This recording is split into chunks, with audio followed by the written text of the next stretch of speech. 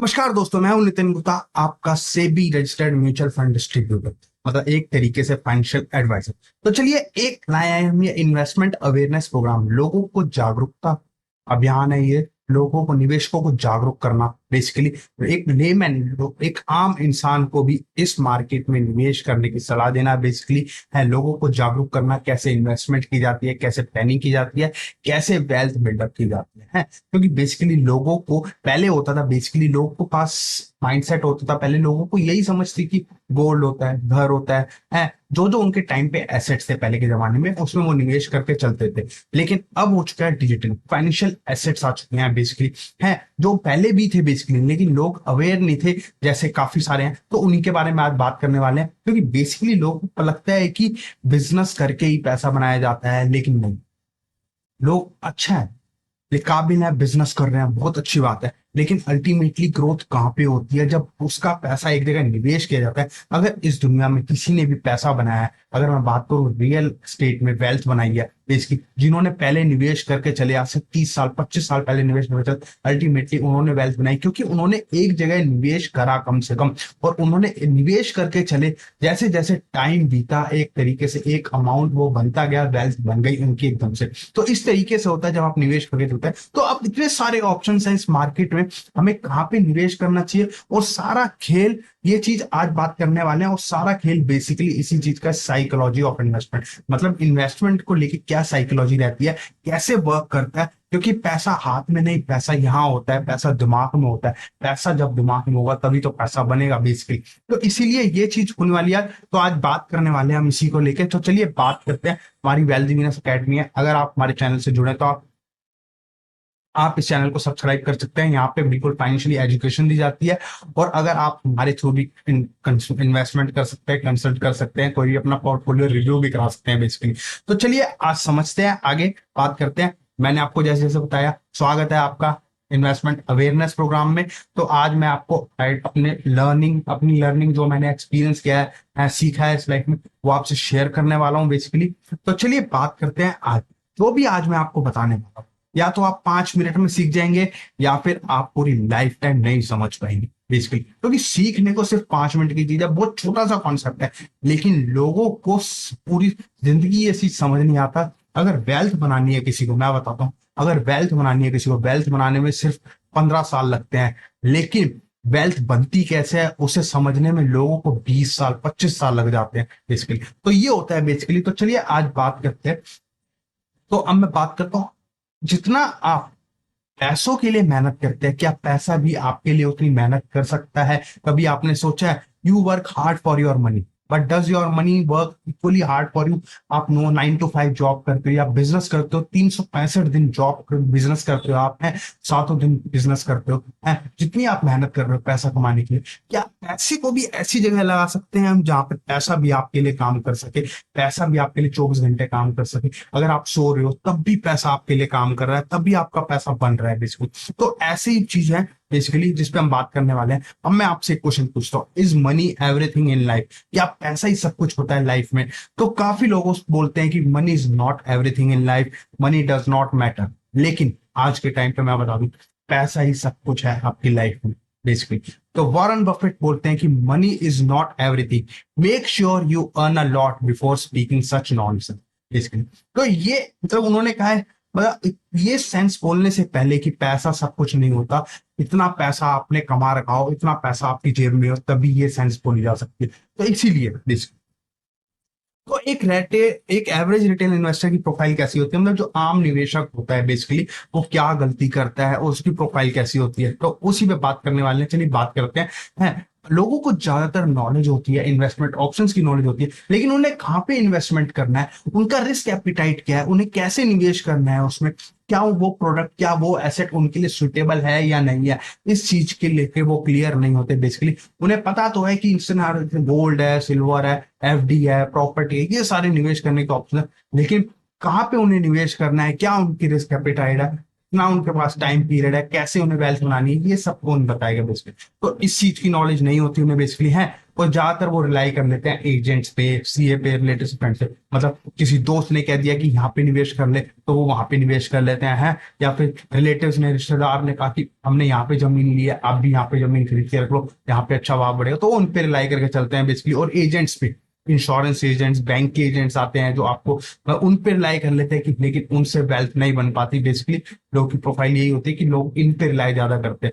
और बेसिकली, और मैं बता दूं, अगर आप बीमार पड़ते हो सबसे पहले सलाह कहाँ लेते हो? आप डॉक्टर के पास जाते हो ना, प्रिस्क्रिप्शन, आप वो आपको प्रिस्क्रिप्शन लिख के देता है, फिर आपकी बीमारी ठीक करता है। या फिर आप किसी केस में पड़ जाते हो, कोर्ट कचहरी तक में बढ़ा, तो आपको वकील, तब वहां पर आपको लॉयर की जरूरत पड़ती है। तो बेसिकली इसी तरीके जब आप पैसों की प्रॉब्लम है, जहां पैसों की बात है, आपको फाइनेंशियल एडवाइजर की जरूरत पड़ने वाली है। लोग यहाँ पे यही गलती करते हैं कि पैसों को लेके वो एडवाइज नहीं करते बेसिकली। हमारे इंडिया में यही प्रॉब्लम है, जहां पैसे की बात है, पैसे की बात कम की जाती है। अगर घर में बच्चे हैं, घर में बच्चों के सामने भी पैसों की बात कम की जाती है। यही तो चीज है, लोगों में फाइनेंशियल लिटरेसी की प्रॉब्लम।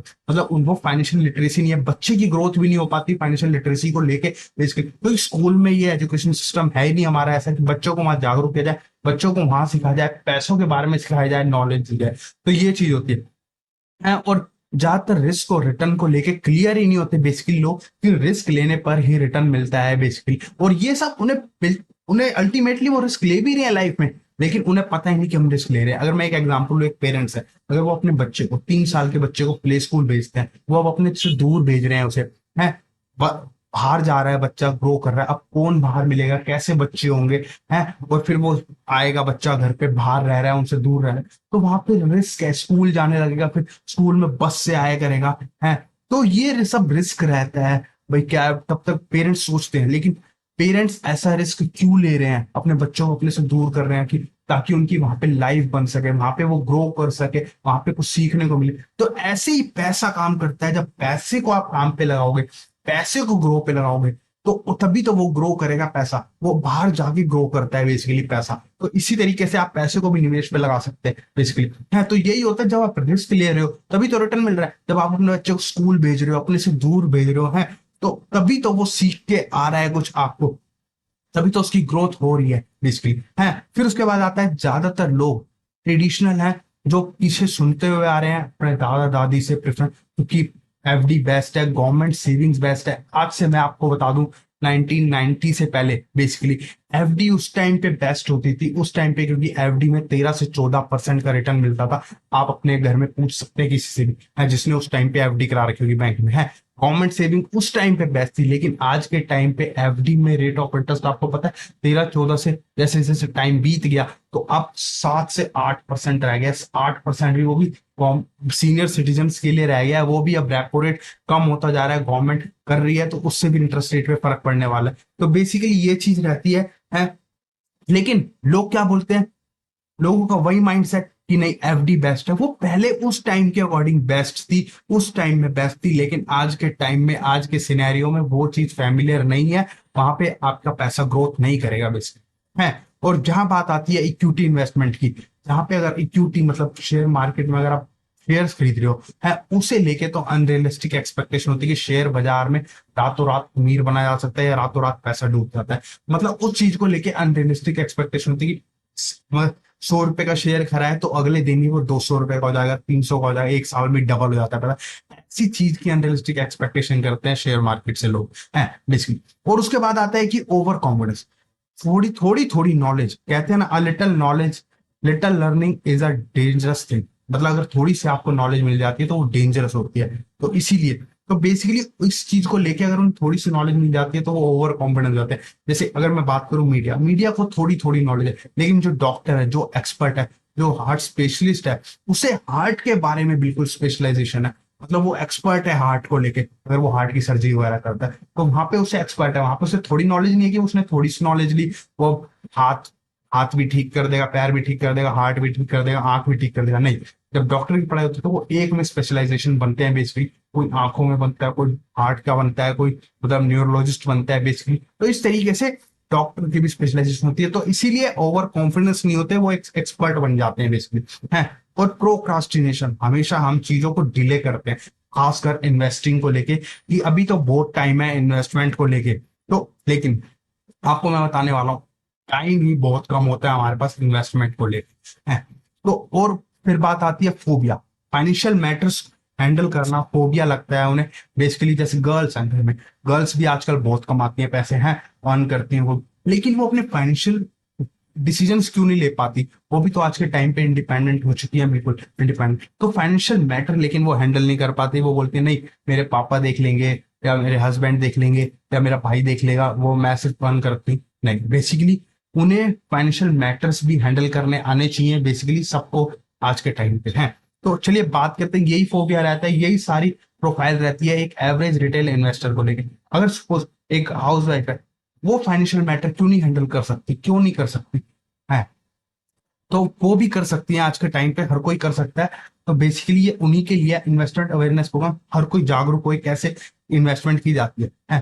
तो चलिए बेंजामिन ग्राहिम कहते हैं इन्वेस्टर की चीफ प्रॉब्लम, इंसान का investors chief problem and even his worst name is likely to be himself. मतलब मैं बात करूं आपसे, अगर मैं बताऊं कि इंसान का सबसे बड़ा दुश्मन जो इन्वेस्टर होता है, उसका सबसे बड़ा दुश्मन वो खुद होता है, ना कि कोई और। तो फिर इसीलिए बेंजामिन ग्राहम जो वॉरेन बफेट के बिल हुआ, उन्होंने ये बात बोली है कि एक इन्वेस्टर का दुश्मन सबसे बड़ा खुद ही होता है, क्योंकि इंसान अपना ही सबसे बड़ा दुश्मन होता है, क्योंकि वो इमोशंस पे जीता है, उसके अंदर इमोशंस बहुत हावी हो जाते हैं उस पर, और वो उसी के अकॉर्डिंग डिसीजन मेकिंग करता है। अगर वो इमोशंस को कंट्रोल कर ले तो बेसिकली वो बहुत कुछ अचीव कर सकता है, लेकिन हम इमोशंस को ही कंट्रोल नहीं कर पाते, और तभी हम अपने दुश्मन बन जाते हैं, तभी हम डिसीजन मेकिंग हमारी गलत हो जाती है बेसिकली कहीं कहीं पे, और जहां पे हमने इन्वेस्टमेंट किया हुआ है वहां पे उस पर बहुत इफेक्ट आता है।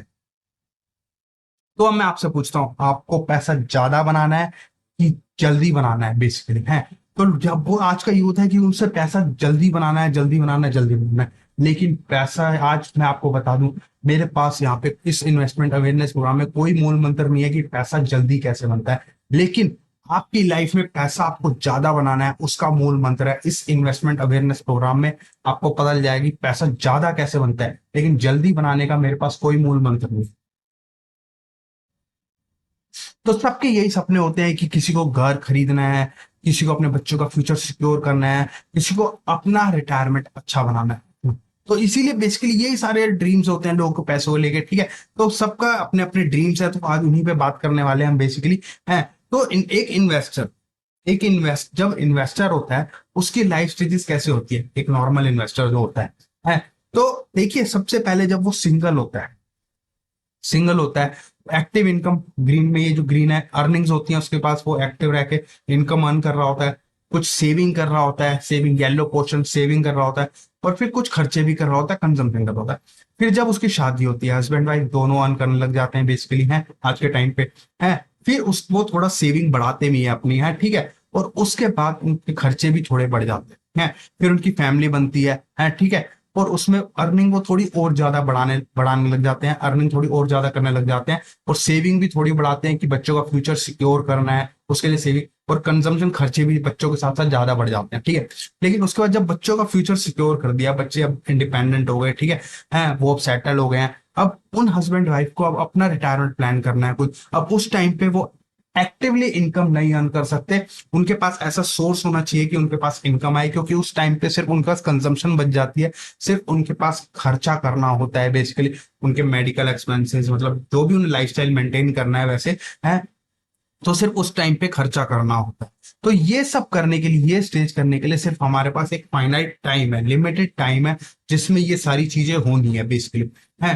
तो आज और सबसे बड़ी बात है, मतलब मैं अगर भगवान की बात करूं, भगवान बेसिकली, भगवान ने सबको, किसी को छोटा बनाया है, किसी को बड़ा बनाया है, किसी को काला बनाया है, किसी को गोरा बनाया है, किसी को अमीर बनाया है, किसी को गरीब बनाया है, लेकिन बेसिकली एक चीज में सब एक चीज में भगवान ने अनफेयर नहीं करा है बेसिकली, फेयर करा है, सबको टाइम बराबर दिया है, दिन के 24 घंटे दिए हैं, साल के 365 दिए हैं, एक टाइम लिमिट दिया है सब, जहां पे भगवान ने बिल्कुल भी अनफेयर नहीं किया है। तो टाइम सबके पास बराबर है बेसिकली है, और उसी टाइम में हमें सब कुछ करना है बेसिकली। तो अब आप पैसों को लेके क्या करते हैं? पैसे बेसिकली जब आप लक्ष्मी कमाते हैं, तो लक्ष्मी या तो बचत करो, सेव करो है, या खर्च कर दो, या उसे फर्दर निवेश करो, आप पैसों के साथ यही कर सकते हो बेसिकली। तो चलिए आज ये 8 मूल मंत्र हैं basically components of financial planning. इस तरीके से फाइनेंशियल प्लानिंग होती है बेसिकली। सबसे पहले क्या होता है, प्रोटेक्शन। अगर आप पे फैमिली डिपेंडेंट है, आप पे फैमिली पेरेंट्स डिपेंडेंट है, आप पे अभी बच्चे डिपेंडेंट है, आप एक लौते अर्निंग मेंबर हो अपनी फैमिली के, तो आपको सबसे पहले अपना इंश्योरेंस लेना चाहिए बेसिकली है। जैसे आपकी इनकम है, उसके इनकम को 10 गुना 20 गुना एनुअल, तो उसका इतना इंश्योरेंस आपको लेना चाहिए बेसिकली एनुअली है। एक ये मैं लाइफ इंश्योरेंस की बात नहीं कर रहा हूँ, ये प्योर टर्म इंश्योरेंस होना चाहिए, प्रोटेक्शन टर्म इंश्योरेंस, जिससे अगर खुदा ना खास्ता कल को कुछ हो जाए बेसिकली तो आपकी फैमिली को एक अमाउंट मिले, जिससे जैसे अभी तक लाइफ चल रही थी। देखो इंसान के जाने के वो तो कमी दूर कोई नहीं कर सकता, लेकिन बेसिकली एक होता है कि बाद में बच्चों के जो उसने सपने देखे थे हैं, उन सपनों को पूरा हो सके, ठीक है, इस चीज में। तो बेसिकली ये चीज होता है, मतलब एक फाइनेंशियली जब उन्हें एक थोड़ा अमाउंट मिल जाएगा तो उनका घर खर्च अब वो चलता रहेगा फिर भी बेसिकली है। जो पेरेंट्स डिपेंडेंट थे उन पे भी ज्यादा इफेक्ट नहीं पड़ेगा, मतलब एक फैमिली रोजमर्रा जिंदगी जैसे चल रही थी चलती रहेगी है। देखो इंसान की कमी पूरी नहीं कर सकता कोई, लेकिन ये चीज रहती है, इसलिए प्रोटेक्शन लेना बहुत जरूरी है लाइफ में है। वैसे क्योंकि क्योंकि रिस्क आपको पता ही है, कभी भी कुछ भी हो सकता है, जो सत्य है वो सच है, लेकिन हम इस चीज को एक्सेप्ट नहीं करते हैं बिल्कुल भी। लेकिन हमें इस चीज पर रिस्क रहता ही है, लाइफ में हमेशा रहता है हम, लेकिन इस रिस्क को मिनिमाइज कर सकते हैं एक प्रोटेक्शन लेके। तो इसलिए टर्म इंश्योरेंस हमेशा लेके चलना चाहिए। और उसके बाद आता है हेल्थ इंश्योरेंस। हेल्थ इंश्योरेंस, अगर कोई मेडिकल इमरजेंसी आ जाती है, कई बार इंसान बीमार पड़ जाता है, तो उसके लिए हमेशा हमारे पास एक मेडिकल इंश्योरेंस हमेशा होना चाहिए बेसिकली है। क्योंकि मेडिकल इंश्योरेंस नहीं होगा अगर आपके पास, तो जो भी आप इन्वेस्टमेंट कर रहे हो, जो भी आपके गोल्स हैं उनको लेके आप इन्वेस्टमेंट कर रहे हो, तो सबसे पहले इन्वेस्टमेंट वही टूटेंगी, क्योंकि आपको हॉस्पिटल के बिल जब भरने पड़ेंगे तो आप इन्वेस्टमेंट तोड़ के ही बिल भर पाओगे, और आपका जो सपना था आपने किसी पर्पस के लिए वो इन्वेस्टमेंट कर रहे थे वो वहीं का वहीं रह गया, ठीक, वहीं टूट जाता है। तो ये होता है, हेल्थ इंश्योरेंस लेना बहुत जरूरी होता है। और उसके बाद आता है एक सेविंग। सेविंग आता है, जैसे सबसे पहले आपने टर्म इंश्योरेंस लिया, फिर हेल्थ इंश्योरेंस लिया, फिर सेविंग। सेविंग क्या होता है, इमरजेंसी रिक्वायरमेंट के लिए, आपको कोई शॉर्ट टर्म गोल है, 1-2 साल का गोल है बेसिकली है, तो आपको बच्चे की स्कूल फीस भरनी है अभी 1-2 साल में है, थोड़ा डोनेशन बड़ा अमाउंट देना है बेसिकली है, तो उसके लिए आपके पास इमरजेंसी फंड हमेशा होना चाहिए। या फिर कई आप जॉब करते हो बेसिकली है, और जॉब में कई बार आपको जॉब स्विच करनी पड़ जाए, और स्विच करने के चक्कर में थोड़ा टाइम लग जाता है नई जॉब ढूंढने के लिए, या फिर जॉब चली जाए बेसिकली, तो आपके पास 6-7 महीने सर्वाइव करने के लिए पैसा होना चाहिए जब तक नई जॉब नहीं मिल जाए। तो इसलिए एक इमरजेंसी फंड भी आपके पास होना चाहिए है, जो 6 से 7 महीने का होता है, तो इतना आपके पास होना चाहिए शॉर्ट टर्म फंड, ठीक है। और फिर आता है ग्रोथ। ग्रोथ में होता है बेसिकली आपको अपना पैसा ग्रोथ पे लगाना पड़ेगा, जो गोल आपका 20 से 25 साल बाद का है, आपके बच्चों की हायर एजुकेशन के लिए, या फिर आपका खुद का रिटायरमेंट प्लानिंग करनी है कि एक टाइम बाद भाई मैं भी बूढ़ा हो जाऊंगा यार, मैं एक्टिव इनकम नहीं कमा पाऊंगा, लेकिन मेरे पास इतना सोर्स होता हो कि एक इनकम आती रहे, और मैं और मेरी वाइफ दोनों मिलकर हम अपना गुजारा कर सके, हम अपनी लाइफस्टाइल भी मेंटेन कर पाए, जो भी हम अभी जी रहे हैं वैसी लाइफस्टाइल मेंटेन हो, ठीक है, बिल्कुल बेसिकली है, ठीक है। तो उस टाइम पे, क्योंकि शरीर उस टाइम पे इतनी जितना एक्टिव अब होता है, जवानी में एक्टिव होता है, उतना उस टाइम पे एक्टिव नहीं होता है बेसिकली। तो उस टाइम पे हमारे पास इनकम का सोर्स होना चाहिए, पैसिव इनकम का सोर्स होना चाहिए। तो ये कहाँ से होगा, ये गोल जब आपका कॉर्पस इकट्ठा होगा तभी तो आपका गोल बन पाएगा बेसिकली। तो इस तरीके से आपको प्लान करना है। या फिर आपका कोई बच्चों की एजुकेशन का बताया मैंने, जैसे मैरिज पर्पज है, बच्चों को मैरिज करने के लिए थोड़ा फंड इकट्ठा करना पड़ेगा आपको, तो इस तरीके से। तो या फिर आपको कोई बड़ा घर लेना है, आपका ड्रीम है कि बड़ा घर लेना है, कुछ टाइम बाद लेना है, तो इस तरीके से आपको पैसों को काम पर लगाना पड़ेगा, तभी तो आपको गोल्स अचीव कर पाओगे, तभी तो आप अपने सपने पूरे कर पाओगे बेसिकली। तो यही 8 मूल मंत्र है। हम लोग इसमें गलती क्या करते हैं बेसिकली, पहले इन्वेस्टमेंट करना स्टार्ट कर देंगे, मतलब अगर ये इन्वेस्टमेंट कर रहे होते हैं और कल को कोई बीमारी, खुदा ना खास्ता बीमारी आ जाए, मेडिकल इमरजेंसी आ जाए, तो इन्वेस्टमेंट सबसे पहले टूट जाएगी ना, जिस पर्पस के लिए आप इन्वेस्टमेंट कर रहे थे। इन्वेस्टमेंट कोई बीमार होने के लिए थोड़ी कर रहे थे हम तो, हमारा गोल था कि हमें घर लेना है बेसिकली, उसके लिए हम इन्वेस्टमेंट कर रहे थे, लेकिन एकदम से मेडिकल इमरजेंसी आ गई तो सारा पैसा आपका मेडिकल उसमें चले जाएगा, हॉस्पिटलाइजेशन एक्सपेंस में चले जाएगा, सारा हॉस्पिटल एक्सपेंस में, ठीक है। या फिर खुदा ना खास्ता आपके गोल है, इन्वेस्टमेंट आप करे जा रहे हो है, और लेकिन कल को खुदा ना खास्ता कुछ हो जाए बेसिकली, और आपका टर्म इंश्योरेंस नहीं है, तो आपकी इन्वेस्टमेंट, आप उस घर में जो आपने सपना देखा है कि मुझे एक बड़ा घर लेना है, अपने बच्चों की हायर एजुकेशन, बच्चों को मतलब बाहर भेजना है पढ़ने के लिए, तो अब वो जो गोल था, अब वो उस घर में सर्वाइवल करने के लिए अब इनकम कहाँ से आएगी, कैसे सोर्स है, तो इसीलिए टर्म इंश्योरेंस भी होना चाहिए बेसिकली है। अभी जो इन्वेस्टमेंट स्टार्ट करी है, अभी इन्वेस्टमेंट उतनी हुई नहीं है बेसिकली कि उससे भी इनकम आ जाए, नहीं हुई है, क्योंकि अभी आपने इन्वेस्टमेंट स्टार्ट करी है लेकिन खुदा ना खास्ता कुछ हो गया है, तो उसके लिए आपके पास टर्म इंश्योरेंस होगा, तो एक लमसम अमाउंट आपको मिलेगा है, बेसिकली आपकी फैमिली को मिलेगा एक लमसम अमाउंट, और जो जिसपे वो सर्वाइव कर पाएंगे, और जो आपकी गोल चल रहे थे बेसिकली, जिसके लिए एक अमाउंट जा रहा था, आप निवेश कर रहे थे, तो वो भी जाता जाएगा और आपके दो सपने भी पूरे होंगे बेसिकली। तो इस तरीके से आप प्लान करके चले। अब यही ऑर्डर में आपको प्लान करना पड़ेगा, पहले टर्म इंश्योरेंस होना चाहिए, अगर आप अर्निंग लोते मेंबर हो, एक मेडिकल इमरजेंसी, टर्म इंश्योरेंस से ज्यादा तो पहले जरूरी है मेडिकल इंश्योरेंस होना चाहिए, मतलब हेल्थ इंश्योरेंस होना चाहिए है, फिर टर्म इंश्योरेंस होना चाहिए, और उसके बाद इन्वेस्टमेंट होनी चाहिए, और एक बीच में इमरजेंसी फंड हमेशा होना चाहिए बेसिकली। तो यही सारी इन्वेस्टमेंट होती है। अब हमेशा हमेशा इन्वेस्टमेंट जब भी करनी है, हमें गोल बेस्ड इन्वेस्टमेंट करनी है, ना कि शॉर्ट टर्म के। हमारे माइंड में गोल होना चाहिए कि इस पर्पस के लिए हम इन्वेस्टमेंट कर रहे हैं, इस पर्पस के लिए हम पैसा जोड़ रहे हैं और पैसे को हम निवेश कर रहे हैं ताकि ये पर्पस हमारा पूरा हो। तो गोल होते क्या है, गोल क्या होते हैं, घर लेना है किसी को, या हायर एजुकेशन, या फिर अपना रिटायरमेंट प्लान करना है, या फॉरेन ट्रिप वगैरह घूमने जाना है, वैकेशंस भी इंजॉय करनी है, या कार लेनी है, या बच्चों का फ्यूचर सिक्योर करना है। इस तरीके से गोल बेस्ड इन्वेस्टमेंट करके चलोगे तो आप बेसिकली इसी अकॉर्डिंग निवेश कर पाओगे। तो इन्वेस्टमेंट, बेसिक इन्वेस्टमेंट प्लानिंग यही होती है बेसिकली, जो आपकी इन्वेस्टमेंट प्लानिंग मैंने बताई बेसिक। तो चलिए आज बात करते हैं। आप देखिए किस तरीके से, अब ये पिक्चर आपको क्या बताती है, इसमें जो एक पर्सन है, वो उस पर्सन दूसरे पर्सन से पूछ रहा है, तेरा पिग्गी बैंक मेरे पिग्गी बैंक से इतना बड़ा क्यों है। तो वो बोलता है कि there is a no secret, I just started earning, मैंने तेज बहुत जल्दी स्टार्ट कर लिया था निवेश करना, इसीलिए मेरा पिग्गी बैंक तेरे पिग्गी बैंक से बहुत बड़ा है आज के टाइम। तो यही होता है, मतलब यही मूल मंत्र है इस इन्वेस्टमेंट अवेयरनेस प्रोग्राम का, सिर्फ दो word, start early. Start early मतलब जितना जल्दी आप निवेश करना स्टार्ट करेंगे, आप पे एक तो बर्डन कम पड़ेगा, आपकी पॉकेट पे बर्डन कम पड़ेगा है, कांस्टेंट आप वो इनकम रखेंगे, कांस्टेंट आप वो सेविंग रखेंगे, और एक टाइम बाद वो पैसा आपका जुड़ता चले जाएगा और आपको पता भी नहीं चलेगा। लेकिन लोग गलती यही करते हैं कि वो लेट निवेश करना स्टार्ट करते हैं, और जब तक टाइम बीत जाता है। तो आगे बात करूंगा मैं कैसे टाइम बहुत इंपॉर्टेंट मैटर करता है। तो अगर मैं इसकी बात करूं, देखिए एक एग्जांपल के थ्रू मैं समझाता हूं आपको किस तरीके से। एक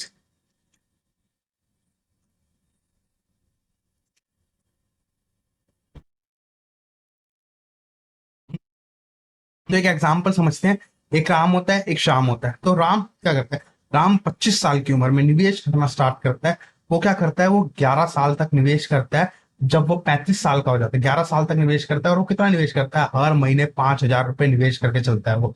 और वो जब 35 साल का हो जाता है, तब वो अपना निवेश करना अमाउंट बंद कर देता है, और वो छोड़ देता है, और वो सोचता है कि मैं अब 60 साल का हो जाऊंगा, तब मैं इस अमाउंट को देखूंगा, मैंने सिर्फ 11 साल निवेश करा है, 5,000 रुपए हर महीने, ठीक है। और एक दूसरी तरफ मिस्टर श्याम है।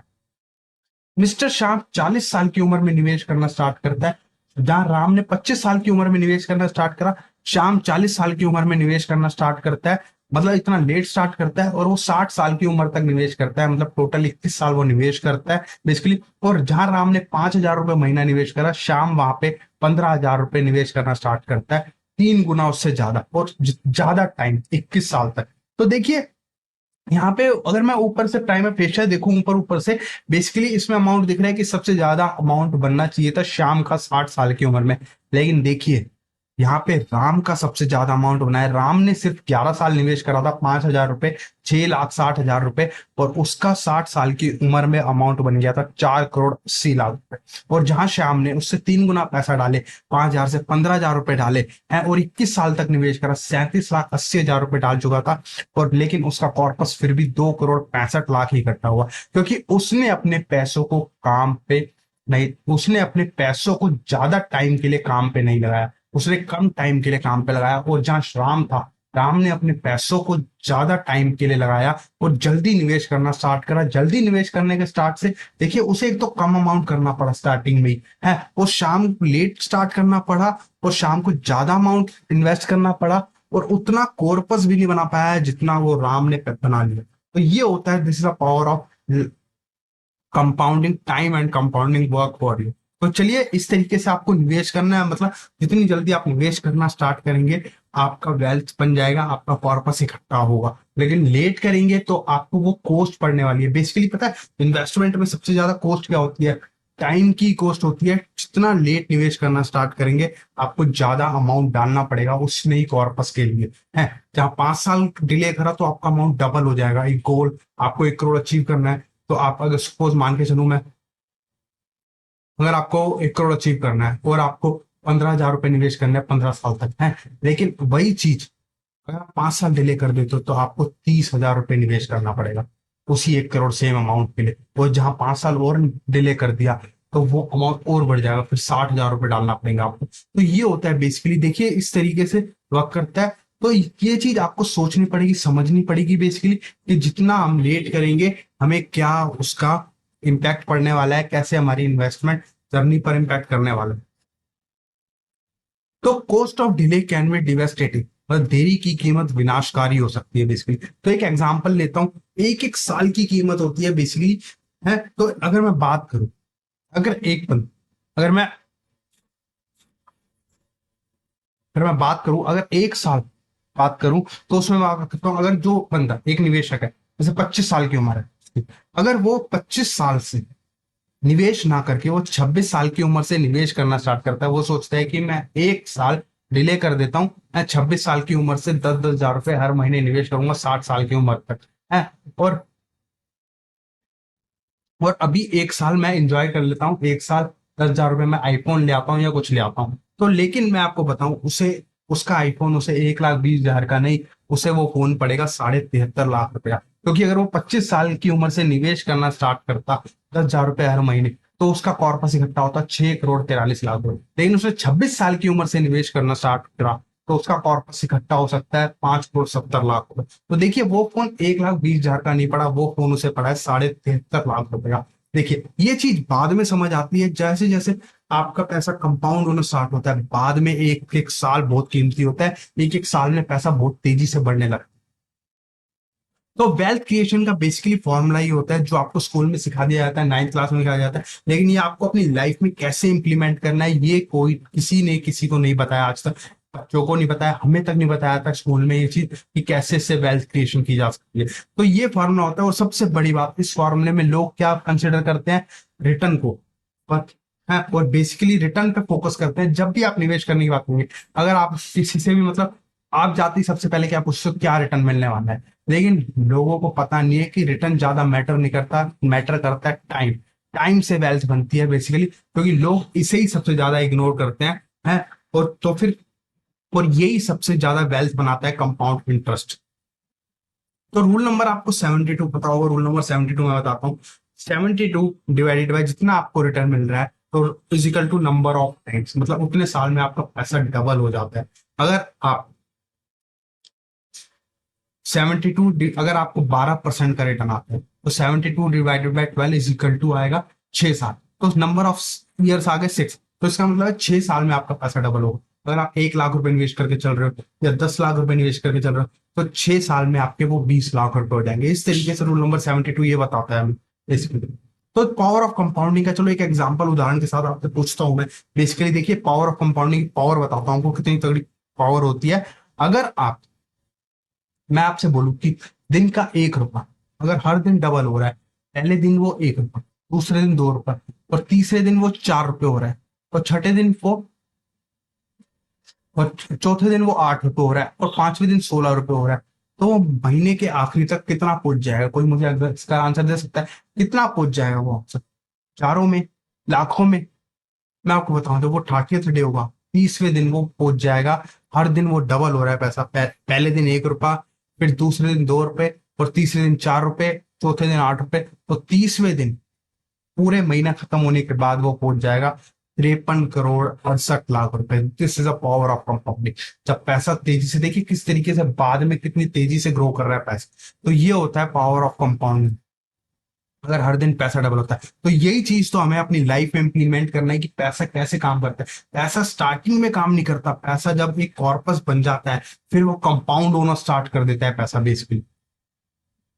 तो फिर देखिए अब मैं एक एग्जांपल लेता हूं। अगर आपको 15% का रिटर्न मिलता है और जहां आपका पैसा 10 साल में 10 साल में 4 गुना होगा। 4 गुना कैसे होगा? पहले 5 साल मैंने आपको बताया 15% से पैसा 5 साल में डबल हो जाता है। रूल नंबर 72 कहता है 72 डिवाइडेड बाई 15 इजिकल टू 5 साल, तो 5 साल आएंगे लगभग। तो 5 साल में आपका पैसा डबल हो रहा है पहले 5 साल में।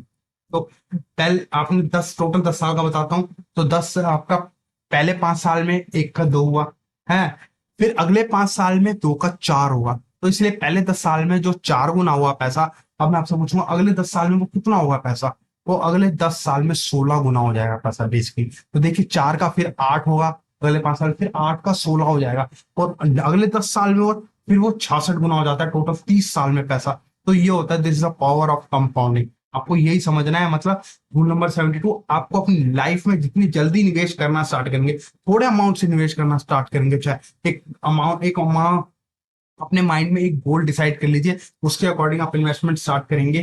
पहले से प्लान करके चलेंगे कि हर चीज कैसे कैसे प्लानिंग करनी है, इतना अमाउंट मुझे उस टाइम बाद चाहिए होगा, और जल्दी निवेश करना स्टार्ट करेंगे तो कम अमाउंट डालना पड़ेगा है, और फिर आपका वो कॉर्पस बनता जाएगा। अगर सपोज जर्नी है आपकी, अगर मैं जर्नी बताता हूँ आपकी लाइफ में है, ये मतलब एक नॉर्मल 80 साल की उम्र, 80 साल तक लोग आजकल जीते हैं, ठीक है, 80 85 है, लेकिन आपको जीना पड़ेगा बेसिकली, वेल्थ बनानी है तो जीना पड़ेगा है, और लाइफस्टाइल अपनी अच्छी रखनी पड़ेगी, हेल्थ अच्छी रखो, अगर पैसा बनाना है तो वेल्थ भी बनेगी बेसिकली है। क्योंकि बहुत से लोग पैसा तो बना लेते हैं लेकिन वो हेल्थ अच्छी नहीं बना पाते, और जहां हेल्थ अच्छी नहीं होती तो बीच में ही उनकी वेल्थ रुक जाती है, जहां पैसा कंपाउंडिंग होने की बारी आती है वहीं पे उनकी वेल्थ रुक जाती है। अगर मैं एग्जांपल दूं, 20 साल तक है, 50 साल, 50 साल है, 50 साल में ब्लॉक बना लो 5 5 का, मतलब 5 कितनी बार पैसा डबल होगा, 10 बार ही पैसा डबल होगा, 10 बार। अगर सपोज आप 20 साल 25 साल से इन्वेस्ट करना स्टार्ट करते हो, और आपकी उम्र 80 साल है, 80 85 साल है, तो आपको पूरे 50 साल, 50 या 60 साल मिलेंगे। तो मैं 50 साल का ब्लॉक मान के चलता हूँ, चलो 50 साल में 10 बार ही डबल होगा आपका पैसा। तो दस अगर कोई 10 बार ही डबल होगा पैसा 50 साल में, तो अगर कोई 1 लाख रुपए, सिर्फ 1 लाख रुपए निवेश करके चलता है, सिंपल सा एग्जाम्पल, एक छोटा सा एग्जाम्पल है, 1 लाख रुपए निवेश करके चलता है, तो पहले 5 साल में 1 का 2 लाख रुपए हो, 2 का 4 होगा, 4 का 8, 8 का 16, 16 का 32, 32 का 64, 64 का 128, 1 करोड़ 28 लाख। फिर अगले 5 साल है, 3 करोड़, 3 करोड़ 20 लाख कुछ होंगे हैं। देखिए इतना अमाउंट इकट्ठा हो जाता है कि माइंड भी काम करना बंद कर देता है। 3 करोड़ 20 लाख, फिर उसके बाद 640, 640 के बाद मोटा मोटी 12 करोड़। पूरे 10 साल में मतलब 1 लाख से निवेश करना स्टार्ट करा तो 12 करोड़ रुपए इकट्ठा हो जाएगा, मोटा मोटी 12 करोड़ के आसपास। और देखिए ये तो 1 लाख छोटा अमाउंट लिया था, कोई 10 लाख लेगा तो 10 लाख से निवेश करना स्टार्ट करेगा, और 10 बारी पैसा डबल होगा तो कहाँ पहुंच जाएगा वो कम से कम 120 करोड़ पे पहुंच जाएगा। और जहां वो 1 करोड़ से इन्वेस्ट करना स्टार्ट करेगा तो 1200 करोड़ पे पहुंच जाएगा। सोचिए, ये होता है this is a power of compounding, ये होता है बेसिकली है। तो आपको यही चीज समझनी पड़ेगी कि कंपाउंडिंग से ही वेल्थ बनती है बेसिकली। तो चलिए, एल्बर्ट आइंस्टाइन जिन्होंने खुद कहा है कि दुनिया के 7 अजूबे तो अलग है लेकिन 8वां अजूबा जो है वो है compound interest. Compound interest is the 8th wonder of the world, and he who understand it, उसने कमाया है, और ही हु डज नॉट, वो पेड। जो इस खेल को समझ गया वो पैसा बना लेगा, और जो इस खेल को नहीं समझा वो हमेशा पे करता रहेगा। तो चलिए, आपको छोटा छोटा निवेश करना है, मतलब एक होता है सिस्टमेटिक इन्वेस्टमेंट प्लान, जहाँ पे रुपी कॉस्ट एवरेजिंग का आपको बेनिफिट मिलता है।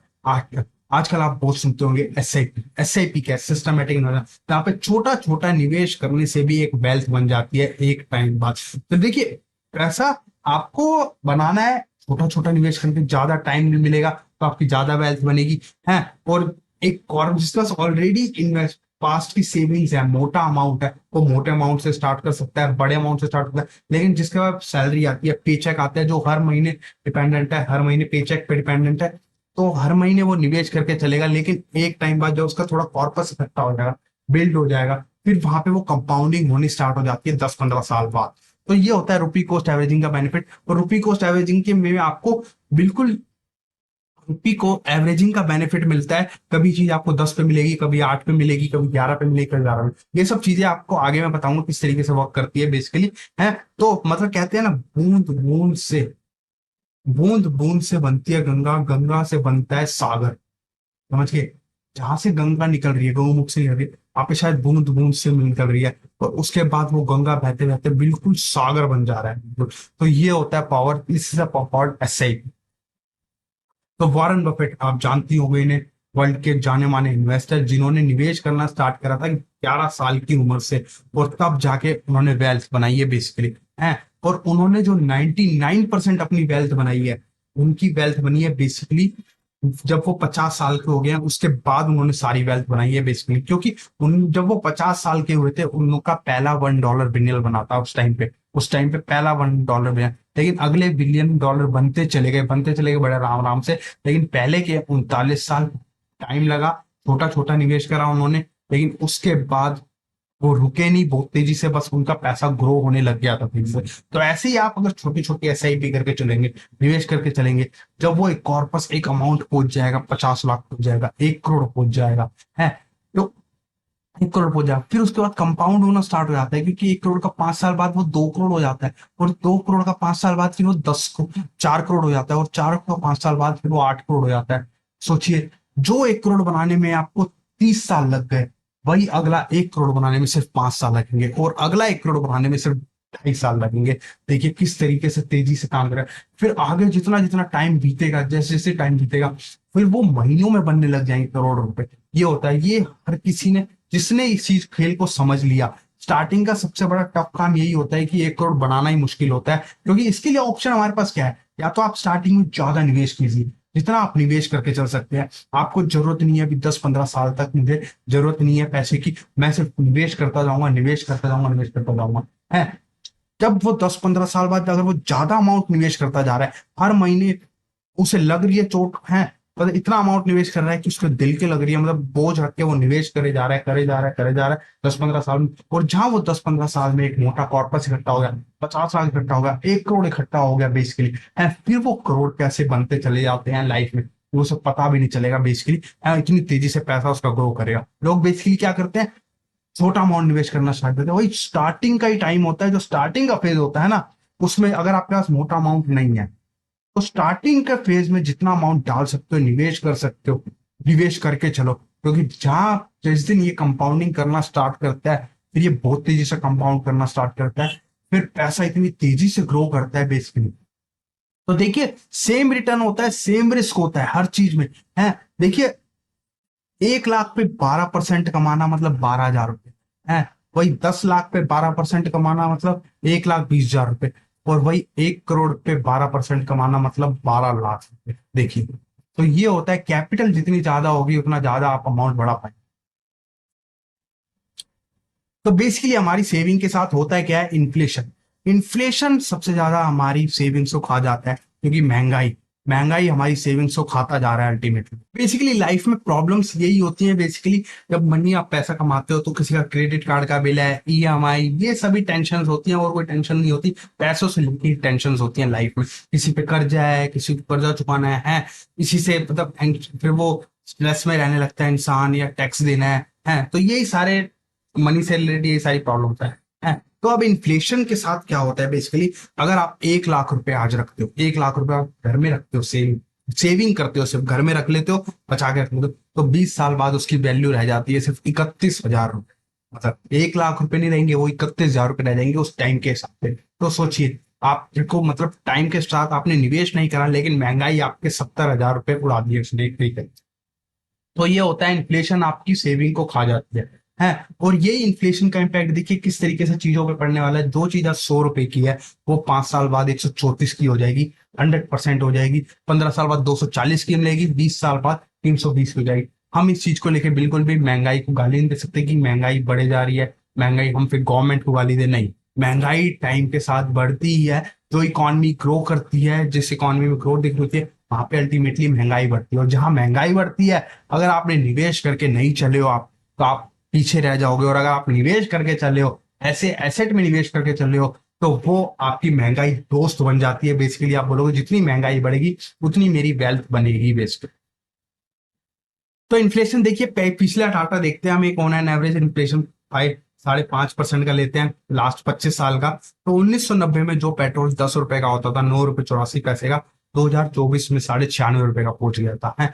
और देखिए, जो दूध 1990 में 6 रुपए लीटर मिलता था, 2024 में 74 रुपए लीटर मिलता है। तो ये होता है इन्फ्लेशन। इस तरीके से चीजें बढ़ रही हैं जो आपको सोच के चलना पड़ेगा। और ये तो बेसिक इन्फ्लेशन है। एक आपके हाउस होल्ड एक्सपेंस, जो खर्चा आपके 2014 में घर का खर्चा था 25,000 रुपए, 2024 में आपका घर का खर्चा हो गया 50,000 रुपए, तो 2034 में आपके घर का खर्चा हो जाएगा 1 लाख रुपए महीने।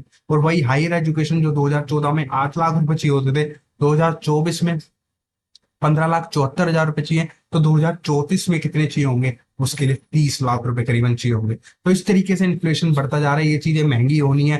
जिस मैरिज का बजट होता था 2014 में 15 लाख रुपए, 2024 में पहुंच गया है 29.5 लाख रुपए। तो 2034 में वो कितना पहुंच जाएगा? 2034 में बेसिकली वो हो जाएगा 50-60 लाख रुपए बेसिकली है। तो यही सब, ये तो एक इन्फ्लेशन नॉर्मल है। लेकिन एक लाइफस्टाइल इन्फ्लेशन भी होता है। लाइफस्टाइल जो टाइम बॉम्ब होता है बेसिकली, जो हमारी सेविंग्स को अल्टीमेटली खा जाता है, जिसका तो बिल्कुल पता ही नहीं है बेसिकली, क्योंकि हमारे शौक है, ये हमारा लाइफस्टाइल है।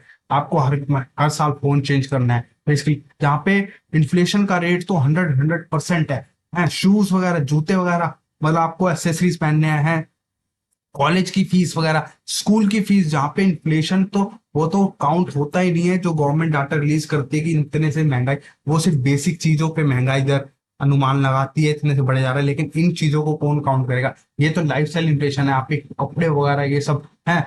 और फॉरेन ट्रिप्स वगैरह, और सोचिए जो चीज स्ट्रीट फूड्स वगैरह, पहले आप स्ट्रीट फूड पे मतलब सस्ती चीज खा लेते, आजकल जोमेटो ऑर्डर, ये सब जोमेटो पे ऑनलाइन ऑर्डर करते हो, तो वहां पे जो चीज आपको समोसा दुकान पे 20 रुपए का मिलता है, वहां जोमेटो के थ्रू 50 रुपए का मिलेगा। वही छोले भटूरे 50 रुपए मिलते हैं, तो जोमेटो के थ्रू 100 रुपए मिलेंगे। और लोग अपने इस लाइफ स्टाइल को चेंज कर रहे हैं, तो बेसिकली वो ऑनलाइन अडॉप्ट कर रहे हैं, ऑनलाइन चीजें एक्सेप्ट कर रहे हैं, तो ऑनलाइन में उन्हें कितना महंगा पड़ने वाला है बेसिकली। ये सब लाइफस्टाइल इन्फ्लेशन है। इन्फ्लेशन बेसिकली बड़ा कैसे है? सोशल मीडिया के थ्रू, सोशल मीडिया इन्फ्लुएंस हो के थ्रू। ये मोबाइल ने बेसिकली हमारा जो है लाइफस्टाइल इन्फ्लेशन बढ़ाया है, क्योंकि हम दूसरे को देखते हैं कि भाई वो खर्चा कर रहा है तो हम क्यों ना खर्चा करें, वो फॉरेन ट्रिप पे गया है तो हम क्यों ना जाएं बेसिकली।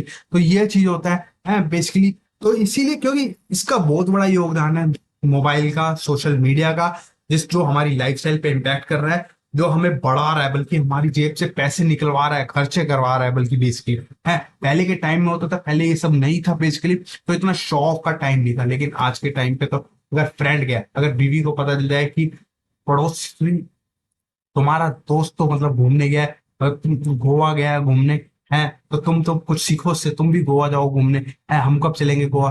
तो चलिए आप फिर, पता चला जिस दिन आप गोवा घूमने गए, उसने फिर जैसे ही आपने फेसबुक खोला, उसने पता चला बाहर स्विट्जरलैंड की फोटो डाल दी, है स्विट्जरलैंड की फोटो डाल दी, फिर आपके बाद कि अब हम स्विट्जरलैंड कब जाएंगे घूमने। तो ये सब सोशल मीडिया से इम्पैक्ट होता है बेसिकली। आप समझिए इस चीज को बेसिकली, है तो आपको ये चीजें समझनी पड़ेंगी बेसिकली कि लाइफस्टाइल इन्फ्लेशन ये खतरनाक है, बहुत तगड़ा। आपको इसलिए अपने पैसों को ऐसा ग्रोथ पे लगाना पड़ेगा कि आप ये सब भी इंजॉय कर पाए। तो इन्वेस्टिंग, इन्फ्लेशन से बचने के लिए कहाँ इन्वेस्टमेंट करनी चाहिए? तो आपको सेव करना पड़ेगा सबसे पहले, है इन्वेस्टमेंट आपको अर्न करना पड़ेगा, स्किल्स से, अपने स्किल से आपको पैसा कमाना पड़ेगा, और जो कमा रहे हो उसे सेव करना पड़ेगा। और जो सेव करा है उसे ऐसी जगह निवेश करना पड़ेगा ताकि वो ग्रोथ कर सके आपका पैसा, मतलब ठीक है। तो आपका पैसा जितना, आप पैसे के लिए वर्क हार्ड कर रहे हो, आपको अपने पैसों को काम पे लगाना पड़ेगा ताकि वो भी उतना ही आपके लिए काम करे। फिर आप पावर ऑफ कंपाउंडिंग का यूज करो, तभी आपकी लाइफ में पावर ऑफ कंपाउंडिंग का यूज हो पाए। है अब इतनी सारी चीजें मैंने बताई, अब आप कंफ्यूज हो गए कि बेसिकली कहाँ इन्वेस्टमेंट करें, इतने सारे ऑप्शन है, आपने ये सब तो बता दिया, तो कहाँ पे इन्वेस्ट करके चलना चाहिए? तो आपको निवेश कहाँ करना पड़ेगा? इतने सारे ऑप्शन है, गोल्ड है बॉन्ड्स है, पेंशन स्कीम्स है, सेविंग्स है, म्यूचुअल फंड्स हैं, कॉर्पोरेट डिवेंचर्स हैं, लाइफ इंश्योरेंस है, स्टॉक्स हैं, कहाँ पे निवेश किया करें? तो चलिए एक एक चीज समझते हैं। अगर आप एफडी में रखते हैं, फिक्स डिपॉजिट, फिक्स डिपॉजिट क्या होता है? आपने फिक्स्ड डिपॉजिट है, आपने डिपॉजिट करा, वो फिक्स्ड हो गया, एक जगह फिक्स्ड हो गया, उस पर थोड़ा आपको ब्याज मिलता है, लेकिन डिपॉजिट वो बढ़ेगा नहीं टाइम के साथ वैल्यू, और इन्फ्लेशन उस इंटरेस्ट को खा जाएगा, आपकी सेविंग को खा जाएगा बेसिकली, क्योंकि इन्फ्लेशन है 6-7% का, और एफडी पे इंटरेस्ट ऑन एंड एवरेज कितना आता है? 6.5-7%, और टैक्स कटने के बाद 5%। तो ये आपकी इन्फ्लेशन को बीट नहीं कर पाएगा बेसिक एफडी है। और एफडी शॉर्ट टर्म गोल के लिए होता है हमेशा। एफडी शॉर्ट टर्म में महंगाई नहीं पता चलती, अगर 1 साल के लिए आपको एफडी करनी है। लेकिन अगर आप एक इमरजेंसी फंड रखते हो, सपोज आपको 6-7 महीने के लिए एक इमरजेंसी फंड रखना है, लेकिन अगर आप 1 साल के लिए एफडी करा देते हो, ब्लॉक करा देते हो, तो आपका पैसा लॉक इन हो गया। अगर उससे पहले आप तुड़वाओगे अपनी एफडी तो आपके पेनल्टी वगैरह लगेगी, चार्जेस। तो इसके मैं ऑप्शंस मैं बताऊंगा कहाँ पे आपको ऐसे तरीके से प्लान करना चाहिए। आप एक रात के लिए भी अपना पैसा ब्याज पे लगा सकते हैं, जहां पे आपको ब्याज मिलेगा। इमरजेंसी फंड के लिए कहाँ पे हमें पैसा रखना चाहिए, ताकि मैं वहां से विड्रॉ करूँ तो कोई पेनल्टी वगैरह कुछ ना लगे, और जितना एफडी में इंटरेस्ट मिलता है उतना आपको वहां पे इंटरेस्ट मिले है। तो एक आपने सुनी होगी अमेरिका यूएस में एक स्टोरी है, थैंक्स गिविंग टर्की। अगर मैं आपको बताऊं तो एक मतलब होता है बेसिकली, ये स्टोरी वो है कि एक किसान होता है, एक पक्षी को वो चारा डालता है, 1,000 दिन तक वो रोज उसे खाना खिलाता है, चारा डालता है। तो वो पक्षी सोचता है, जो टर्की होता है पक्षी, वो सोचता है ये किसान तो मतलब भगवान के बराबर, भगवान के समान है, जो मुझे खाना खिला रहा है, रोज पाल पोस रहा है, मेरा कितना ध्यान रख रहा है। लेकिन जिस दिन वो 1,000 दिन हो जाते हैं, पूरा 1,1000 उस दिन उसके लिए सरप्राइजिंग डे होता है उस पक्षी के लिए, क्योंकि वो किसान उसे एक रेस्टोरेंट ओनर को भेज देता है, और रेस्टोरेंट ओनर उसे अपने कस्टमर को फिर सर्व करता है वहां पे। तो ऐसा, तो उस दिन मतलब बेसिकली उसके लिए सरप्राइजिंग डे होता है। तो ये होता है basically thanks giving day Turkey वहां पे मनाया जाता है। तो ऐसे ही हमारी लाइफ में कैसे काम करता है ये बेसिकली, जब आप मतलब कैश में मतलब है ना, हम लोगों की हेल्प तो करते हैं, पैसा देते हैं। अब आपने अभी रिसर्च आया था रिसेंटली, मतलब 95% अगर आप उधार देते हो दोस्त से, उधार को पैसा कभी वापस नहीं आता बेसिकली। तो ये होता है, हेल्प करना जरूरी होता है, लेकिन आप सोचते हो कि मैं वहां पे पैसा ब्याज पे लगा दूं, है वहां से पैसा नहीं आता, बेसिकली मारा जाता है पैसा। लोग क्या करते हैं, लोग और भी चीजें करते हैं। जैसे मैं अगर बात करूं, कमेटी वगैरह डालते हैं, जैसे आपने सुनी होगी कमेटीज वगैरह डालते हैं, किट्टी वगैरह पार्टी। तो वहां पे वेल्थ नहीं बन पाती बेसिकली, क्योंकि अगर क्योंकि ज्यादा वहां चांस रहता है वो कोई कमेटी लेके ना भाग जाए। आप ऐसा जोड़ रहे हो, आपने किसी पर्पस के लिए जोड़ रहे हो, लेकिन वो भाग गया कल को, तो क्या करूंगा मैं बेसिकली। तो ये होता है बेसिकली है। तो आप हेल्प करो, एक दूसरे की हेल्प करना चाहिए, लेकिन आप वहां पे वेल्थ नहीं बना पाएंगे। या फिर होता है कि लोग कच्चा लालच करते हैं कि 2% का ब्याज मिल रहा है, यहाँ पे ब्याज पे पैसा लगा देते हैं, ब्याज आता रहेगा, कैपिटल सेफ है। लेकिन कैपिटल सेफ नहीं होती, वो स्टार्टिंग में तो आपको ब्याज देगा, 2% हर महीने देगा, फिर वो एक बार को कैपिटल भी पूरी देगा, फिर आपसे मोटा अमाउंट निकालने को सोचेगा, बोलेगा आपकी बार मुझे 2 लाख की जरूरत है, मैं उस फिर हमें लालच आ जाएगी, 2% ब्याज आएगा है इस पे, फिर हम दे देंगे उसे सारा। जब वो मोटा खासा अमाउंट आपसे इकट्ठा कर लेगा, वो आपका जो उसने ब्याज दिया है वो भी ले गया, और आपकी सारी कैपिटल भी ले जाएगा उड़ा के। तो ये होता है बेसिकली, इसीलिए हमें ऐसी चीजों पर रिलाई नहीं करना चाहिए, हमें कच्चा लालच नहीं करना चाहिए। एक सरकार मूवी का डायलॉग है, नजदीकी फायदा देखने से पहले दूर का नुकसान की सोचना चाहिए। तो ये सरकार मूवी का अमिताभ बच्चन का फेमस डायलॉग है, हमेशा दूर के नुकसान की सोचिए, नजदीकी फायदा सोचने से पहले है। तो अब उसके बाद आता है, एक ऑप्शन आता है रियल एस्टेट प्रॉपर्टी। प्रॉपर्टी में देखिए, ये मेरी ओपिनियन है जस्ट, है तो आपकी शायद डिफर कर सकती है मेरे से। लेकिन देखिए, जब भी हम रियल एस्टेट इन्वेस्टमेंट की बात करते हैं, प्रॉपर्टी में निवेश की बात करते हैं, यहाँ पे सबसे बड़ी बात, आपको बड़ा अमाउंट डालना पड़ता है आज के टाइम पे।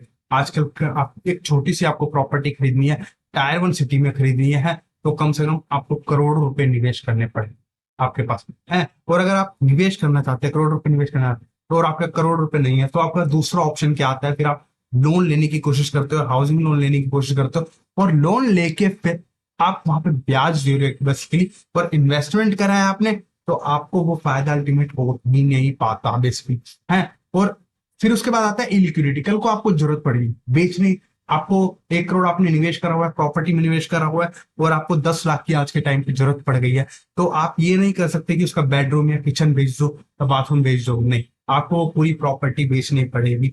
और फिर प्रॉपर्टी बेचने में आपको पता है 7 से 6 महीने लग जाते हैं, कई बार बायर नहीं मिलता, और जो मार्केट रेट है उसके अकॉर्डिंग भी रेट नहीं आ रहा होता, तो आप फंस जाते हो उस प्रॉपर्टी में। तो ये होता है, इलिक्विडिटी बहुत होती है। और जैसे लोकेशन, और प्रॉपर्टी में सबसे बड़ी बात है, लोकेशन हमेशा मैटर करती है, कहाँ पे आपने प्रॉपर्टी खरीदी है, लोकेशन हमेशा मैटर करती है। और उसके बाद मेंटेनेंस कॉस्ट, आपको मेंटेन भी करनी पड़ेगी प्रॉपर्टी है आपको, है, और उसका कॉस्ट भी लगेगा हमेशा है। और फिर लीगल एंड टैक्स कॉम्प्लेक्सिटीज रहती है, प्रॉपर हाउस टैक्स वगैरह देना है, और डॉक्यूमेंटेशन है, और पूरा लेंथी प्रोसेस होता है। और गवर्नमेंट के टैक्स वगैरह देने पड़ते हैं, जब भी प्रॉपर्टी इन्वेस्ट करते हैं 5-6%, तो जीएसटी, स्टैम्प ड्यूटी, ये सब पे करना पड़ जाता है बेसिकली है। और अंडर कंस्ट्रक्शन प्रॉपर्टी खरीदिए तो आपको जीएसटी पे करना पड़ेगा है। तो आपको जो इन्वेस्टमेंट है और महंगी पड़ने वाली है बेसिकली है। और फिर उसके बाद आता है टेनेंट इशू। अगर आपने प्रॉपर्टी में निवेश करा और सोचा कि मैं इससे अब रेंटल इनकम भी कमा लेता हूँ, थोड़ा रेंट भी चढ़ा लेता हूँ, तो वहां पे आपको फिर टेनेंट ढूंढना पड़ेगा, किराएदार ढूंढना पड़ेगा है। और कई बार फिर आपको उसका भी कमीशन देना पड़ेगा है, जिसके थ्रू आपने टेनेंट को दिया है, किराएदार को दिया है। फिर उससे फिर कई बार उसे खाली करवाने में दिक्कत आ सकती है। और कई बार तो आपको इनकम भी नहीं आती, कुछ कुछ महीने तो खाली रह जाता है मकान है। तो ये सब चीजें आती हैं, ये सब चीजें आपको सोचनी पड़ेंगी जब आप प्रॉपर्टी में निवेश करके चलते हैं। फिर आता है गोल्ड। गोल्ड लोग सोचते हैं गोल्ड में हम निवेश करके चले, लेकिन गोल्ड में बेसिकली होता क्या है, फिजिकली अगर आप गोल्ड खरीदते हैं तो आपको अगर शौक है पहनने में, तो आप खरीदिए, वो चीज खरीदिए जो आपको शौक है। यानी कि सारी चीजें आपने फिजिकली गोल्ड में खरीद ली और ले जाके तिजोरी में रख दिया बस, और सोच रहे हो कि वो कभी भी इकोनॉमी में पार्टिसिपेट नहीं करता, इकोनॉमी की ग्रोथ में गोल्ड पार्टिसिपेट नहीं करता। सिर्फ गोल्ड एक गवर्नमेंट के लिए जब मनी उन्हें प्रिंट करना होता है, जितने गोल्ड रिजर्व उनके लिए प्रोटेक्ट करता है इन्फ्लेशन के लिए। बेसिकली आप फिजिकली गोल्ड में निवेश करते हो, आप ज्वेलरी खरीद रहे हो, और ज्वेलरी में आपको पता है क्या क्या कॉस्टिंग लगती है, मेकिंग चार्जेस लगते हैं, टैक्सेस वगैरह लगते हैं। और उसके बाद क्वालिटी पे भी वो आता है काफी है।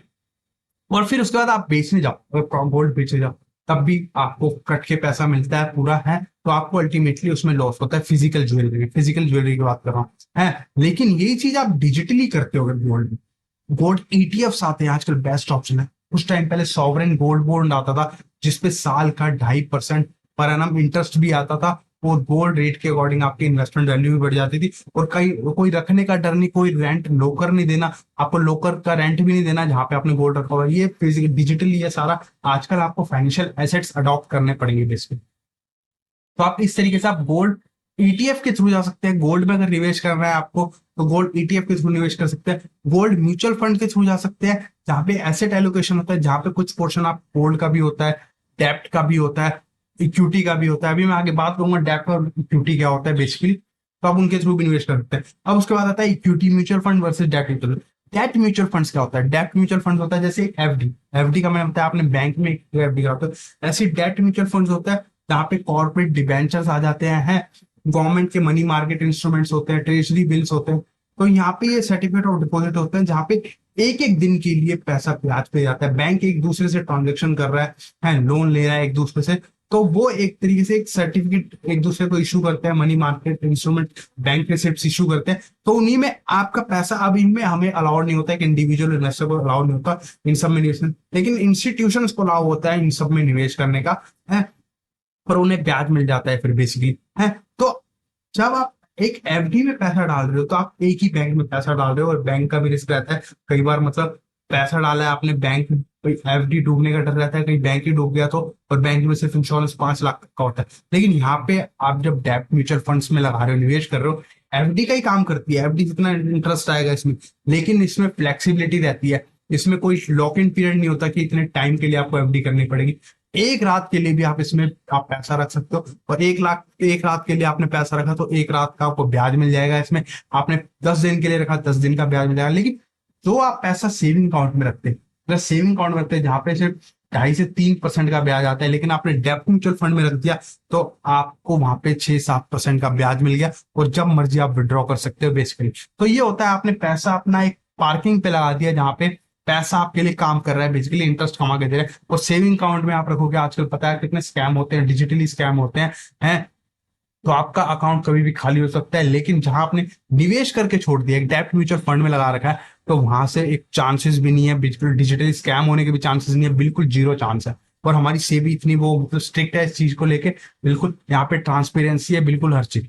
तो उसके बाद आता है, और इसमें सबसे बड़ी बात है, रिस्क यही रहता है कि जैसे जैसे इकोनॉमी में इंटरेस्ट रेट घटते हैं तो इंटरेस्ट रेट का ही रिस्क रहता है।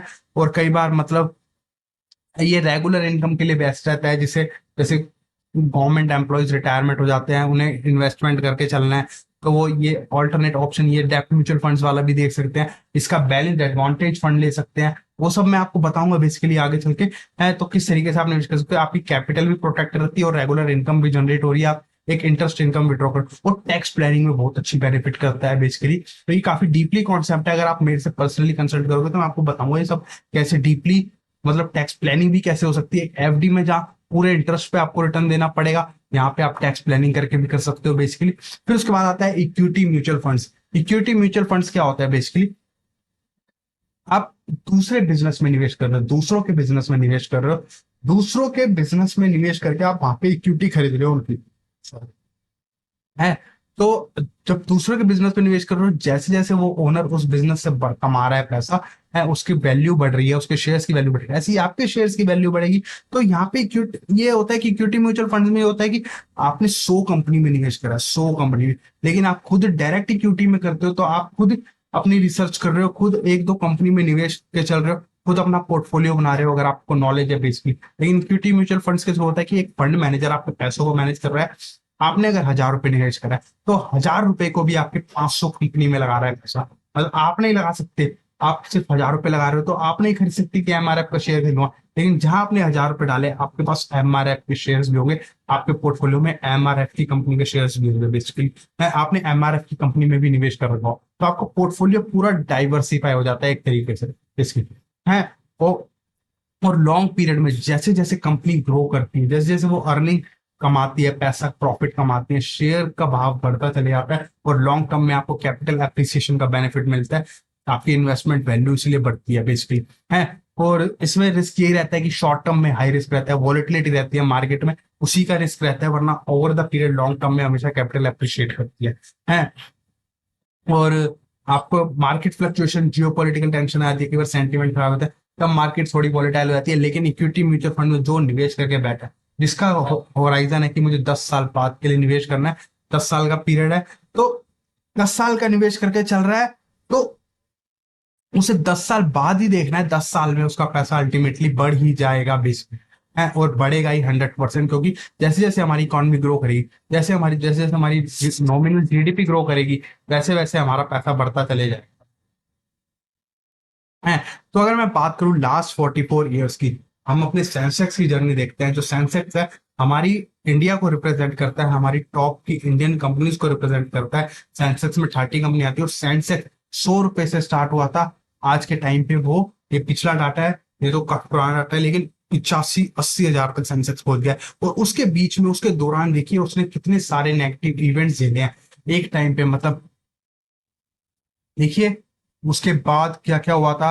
एक तो बीओपी क्राइसिस हुआ था बेसिकली, है, हर्षद मेहता स्कैम हुआ था 1992 में बेसिकली, है। फिर उसके बाद कारगिल वॉर हुआ, और है, और डॉट कॉम बबल ब्लास्ट हुआ था 2000 में, 2008 में रिसेशन आया था, है, और अभी रिसेंटली आपको, और सत्यम स्कैम हुआ था 2008 में, है।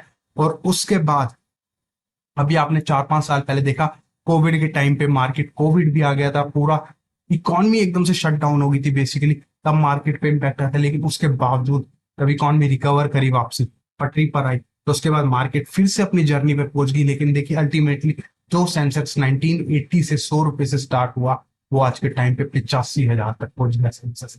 तो ये होता है, this is a power of sense, मतलब इक्विटी। इक्विटी में अगर आप निवेश कर सकते हैं, आपका पैसा इस तरीके से ग्रो कर रहा है।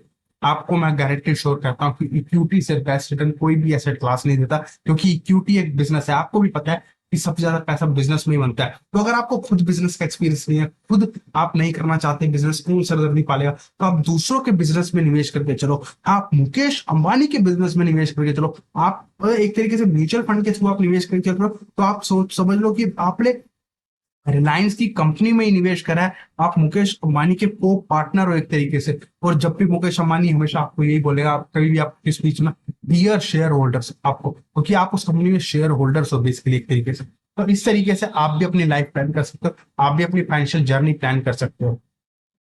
तो देखिए सेंसेक्स ने, मतलब 44 साल का डाटा है, 44 ईयर्स, जब से अब तो हमारे पास डाटा भी आ गया प्रॉपर, तो उसमें 44 ईयर्स में कितना उसने रिटर्न दिया, 15% पर एनम का रिटर्न दिया बेसिकली, है। तो देखिए 15% से, मैंने आपको बताया ना, 15% अगर रिटर्न आ रहा है, 15% का रिटर्न हो रहा है, तो पैसा 5-5 साल में आपका डबल हो रहा है। रूल नंबर 72 याद कीजिए।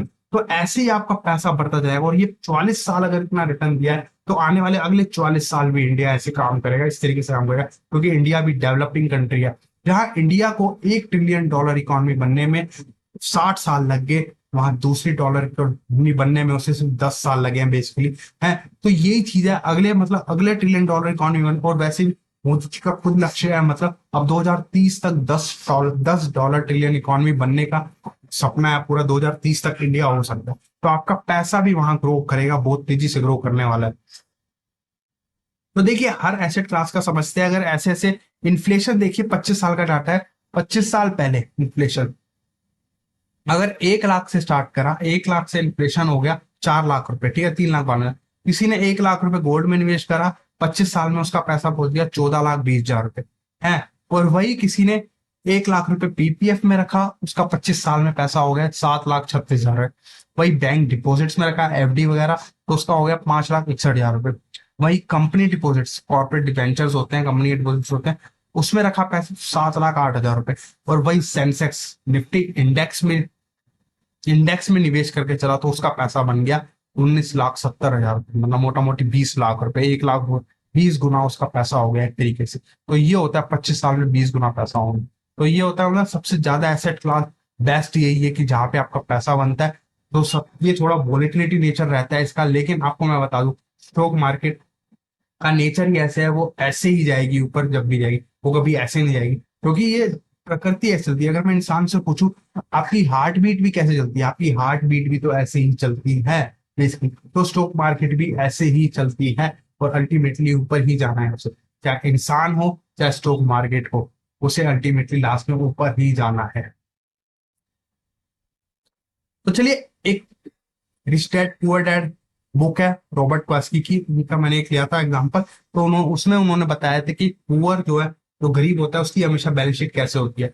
वो हमेशा इनकम कमाता है, जॉब कमाता है, सैलरी कमाता है, और फिर सारे खर्चे कर देता है, कभी उसकी बैलेंस शीट बन ही नहीं पाती इसकी। तो एक्टिव इनकम पे फुली डिपेंडेंट होता है, डेली कमाना है, डेली खाना है, उसके बाद ना ही एसेट है ना ही लायबिलिटी है। और मिडिल क्लास क्या करता है, जॉब कर रहा है, सैलरी कमा रहा है, बिजनेस कर रहा है, लेकिन उसके बैलेंस शीट में हमेशा लायबिलिटीज होगी। ईएमआई, कार ले रखी है ईएमआई पे है, क्रेडिट कार्ड का बिल है, क्रेडिट कार्ड की ईएमआई बनवा रखी है, स्कूल लोन्स वगैरह चल रहे हैं, और भी अदर लोन्स, और भी कुछ खर्चे खड़े हैं। तो वो जो सैलरी आती है सारी एक्सपेंसेस इससे बाहर निकल जाती है बेसिकली। जो चीज कार खरीदी है उन्होंने, तो वो काम सोचते हैं कि मेरे लिए एसेट है, नहीं, बेसिकली वो उनके लिए लायबिलिटीज होती है, और अदर एक्सपेंसेस, टैक्स वगैरह, मोर्टगेज पेमेंट वगैरह, ये सब इसी में खर्चे इनके हो जाते हैं, पूरे उनके एसेट्स कभी बन ही नहीं पाते। और रिच रिच जो पर्सन होता है वो इनकम कमाता है, रेंटल इनकम कमाता है, वो एसेट से इनकम कमाता है बेसिकली। जब उसने इनकम अर्न करी तो पहले उसने एसेट बिल्डअप करे, जैसे प्रॉपर्टी बनी, स्टॉक्स खरीदे, बॉन्ड खरीदे, नोट्स, इंटेलेक्चुअल प्रॉपर्टी, और उन्हीं से फर्दर इनकम आ रही है। वो पैसों के लिए काम नहीं कर रहे, पैसा उनके लिए काम कर रहा है बेसिकली। तो जैसे अगर उन्होंने प्रॉपर्टी खरीदी, रियल एस्टेट का, तो उससे रेंटल इनकम आ रही है, रेंटल इनकम से फिर वो स्टॉक खरीदे, स्टॉक से फिर डिविडेंड आ रहा है, डिविडेंड से वो बॉन्ड्स खरीद रहे हैं, बॉन्ड से इंटरेस्ट आ रहा है। बेसिकली देखिए वो सिर्फ एसेट ही बनाए जा रहे हैं, और जो इनकम आ रही है उससे फर्दर वो और एसेट बनाए जा रहे हैं, और उनके पास लेबिलिटी है, लेकिन लेबिलिटी एसेट के कंपैरिजन में कम है उनके पास, तो उनकी बैलेंस शीट इस तरीके से बनती है। तो हमेशा वेल्थ ऐसे बनती है, रिच की तरह आपको सोचना पड़ेगा, ग्रोथ माइंडसेट बनाना पड़ेगा अपना, ना कि फिक्स्ड माइंडसेट। तो चलिए काफी लोग बोलते हैं कि बेसिकली हम डायरेक्ट इक्विटी में निवेश करते हैं, डायरेक्ट इक्विटी में निवेश करना चाहिए, वो बेस्ट रहता है, बेस्ट। तो लोग बोलते हैं कि मैं आज से मतलब 2007 में अगर मैं मारुति की कार खरीद लेता, 6.5 लाख की कार खरीद लेता, तो वो बेसिकली आज के टाइम पे 2024 में 6.5 लाख रुपए उसके 70 लाख रुपए हो जाते, क्योंकि 1087 का शेयर खरीदता वो, तो 11,762 का होता। मैं मानता हूँ हाँ शेयर की वैल्यू बड़ी है बेसिकली, बिल्कुल आपकी सही बात है, क्योंकि कंपनी, आप जब कंपनी की कार खरीद रहे हो आप अमीर नहीं हो रहे, आपने तो 6.5 लाख रुपए दी, आपकी वैल्यू तो जीरो होगी, आपने कार खरीदी, लेकिन कंपनी अल्टीमेटली देखिए कंपनी की वैल्यू बढ़ते जा रही है, शेयर होल्डर्स की वैल्यू बढ़ती जा रही है, उस कंपनी में शेयर होल्डर है। तो इसीलिए अगर आप शेयर्स में निवेश करके चलते तो आपके 70 लाख रुपए हो जाते हैं। और दूसरा एग्जांपल लेता हूं, अब बैंक में एफडी कराते हो, बैंक में जब आप एफडी कराते हो, बैंक में आपको एफडी में 8 साल में 1 लाख रुपए एफडी कराई, तो 8 साल में आपके 1,47,000 रुपए। लेकिन 1 लाख, अगर आपने 1 लाख रुपए उसकी इक्विटी खरीद ली उस बैंक की, तो आपके 8 साल में 1,76,600 हो गए। लेकिन देखिए बैंक का मालिक खुद अपने बैंक में एफडी नहीं कराता, लेकिन आपसे बोलता है कि आप मेरे बैंक में एफडी कराओ, आपको रिटर्न मिलेगा, है, खुद इक्विटी में निवेश करते हैं। हाँ ये ऑप्शन है अच्छे कि इक्विटी में निवेश करके चलना चाहिए, ये मैं डायरेक्ट इक्विटी की बात कर रहा हूँ, अगर वो ऐसे करते तो ऐसा होता।